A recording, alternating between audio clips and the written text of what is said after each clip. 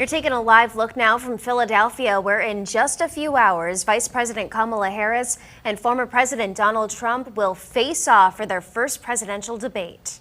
Some of Vermont's elected officials and state party leaders are hoping tonight's debate looks different than the last one in late June. NBC5's Stephen Biddix is live for us in Williston. And Stephen, what kinds of changes are they hoping to see tonight?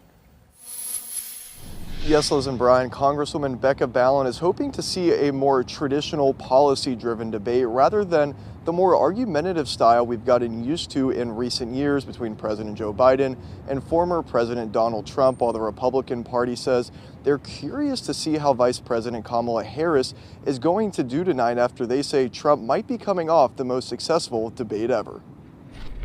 The energy is so good right now around our campaign. Trump is just coming off, in one sense, you can say the most successful debate ever if your candidate drops out after that.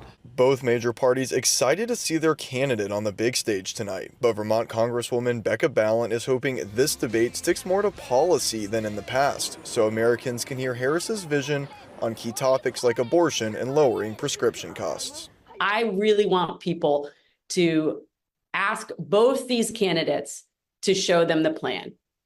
It's not enough just to talk in platitudes. Show us the plan. And I believe Kamala Harris has done that, will continue to do that. With some raising questions about how Harris will perform on the national stage, the head of the state party says this isn't her first rodeo. She's got a long history as a public official.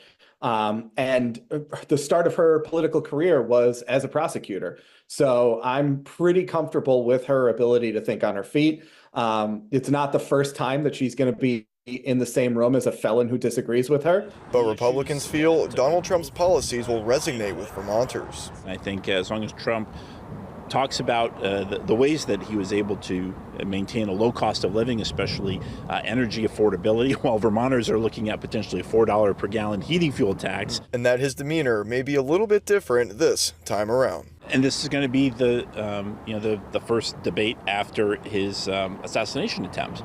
And there's an opportunity for Trump to demonstrate that he's a little more serious, a little more down to earth. Something that the two state party leads did actually agree on today is they think that not having a crowd again could actually be a good thing because it means the viewers at home can form their own opinions instead of hearing the reaction of the crowd. Tonight we're live in Williston. Stephen Biddix, NBC5 News.